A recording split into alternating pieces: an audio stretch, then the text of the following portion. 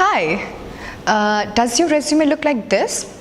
Then it should be a concern for you to get to know this resume has 7+ trigger points to get rejected from big HRs of an organization. Now I'm going to talk about these concerns which are there in this common resume. So the first thing you can see in the resume is the curriculum vitae. That's right, curriculum vitae, or we can say the resume, which is being highlighted. Everybody knows it's a resume, it's a curriculum vitae. You don't need to highlight every time that this is to be highlighted. No, it doesn't need to be. It will give you a negative impact from in front of the HR. So don't do it. Second point, the most important thing. You can see the objective, right? It is being given, the objective is written that, I'll just read out for you, to be a good citizen of an organization, to maintain the reputation and goodwill of organization.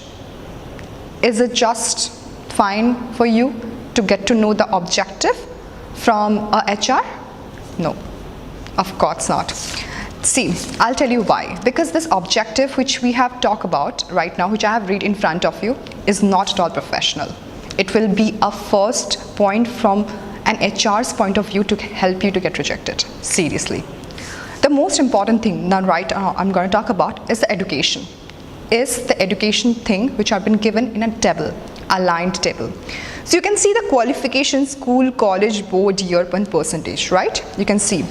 But the table is open. It has no left aligned. To be left aligned, it will be given proper way to get to know them that this is the thing, this has been given, this has a particular thing to be there in this year or not. And you can see, yeah, BE, automobile is fine, Dayanand Sagar College and all, board is fine. But you can see in the year, it's 2016 and 19. That's a duration, right? But in the diploma automobile or SLC-LC, you can see it's written 2016 and 2011. It doesn't have any duration. So either you keep it as a duration or you don't keep it as a duration. You just keep it the last date, the final year date, which year you have final year, the pass out year, exactly. Yeah, the skills, yeah, these are fine. Tools designing, yeah, you can see in the tool designing, then it says solid edge. So it has two different. One is this one, designing is highlighted and the other one is not. Either you keep it as a highlighted one or you don't keep it as a highlighted one. I'll tell you why. Because this is not proper. This is really not proper. Yeah, your resume is needed to be very much proper to get selected rather than getting rejected. So you can see the internships right now that these candidates have written about 3 parts: Tata Motors, KRCTC and Tata Sales. That's really good. And his qualification as an automobile. Yeah, that's fine. If he's going for an automobile kind of a job, the internships which I have talked about, that will be helpful for him to get selected. But if he is going for other sectors of job like sales, marketing or IT sector kind of a jobs, this might not be unhelpful for him to get selected for this particular organization.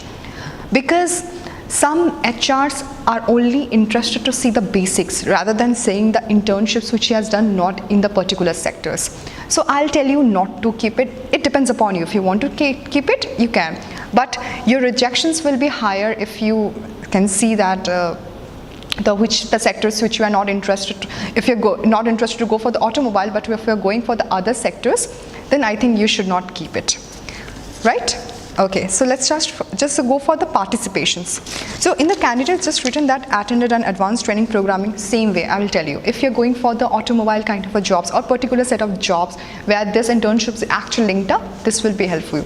If you're looking for other, don't keep it. It will be not much of a helpful for you.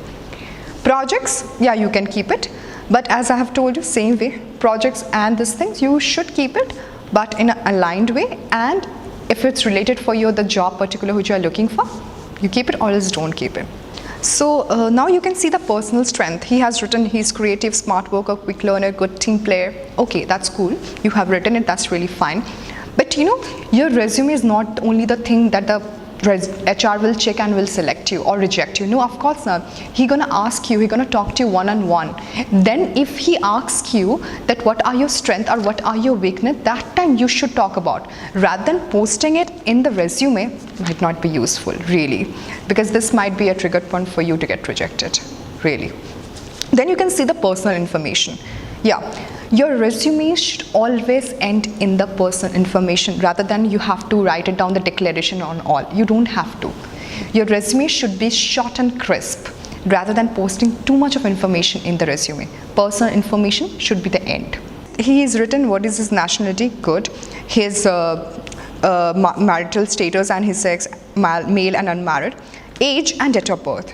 You have to choose between one.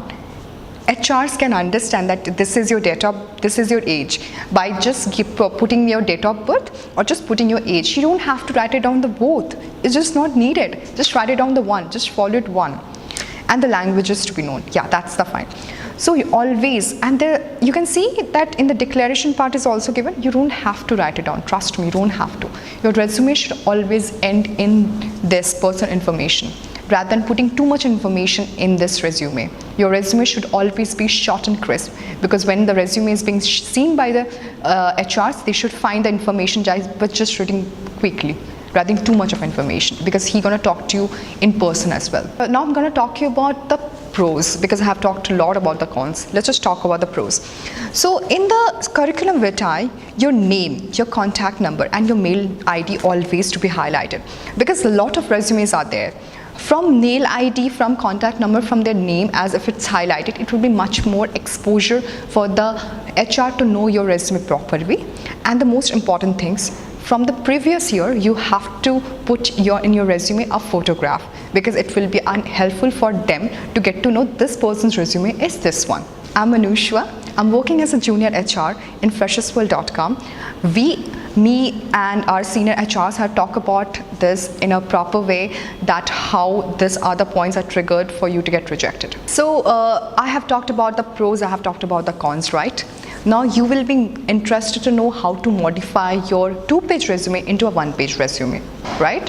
For better, you have to check the next video of us, and that will be in brief way how to get it done. Thank you. Have a good day.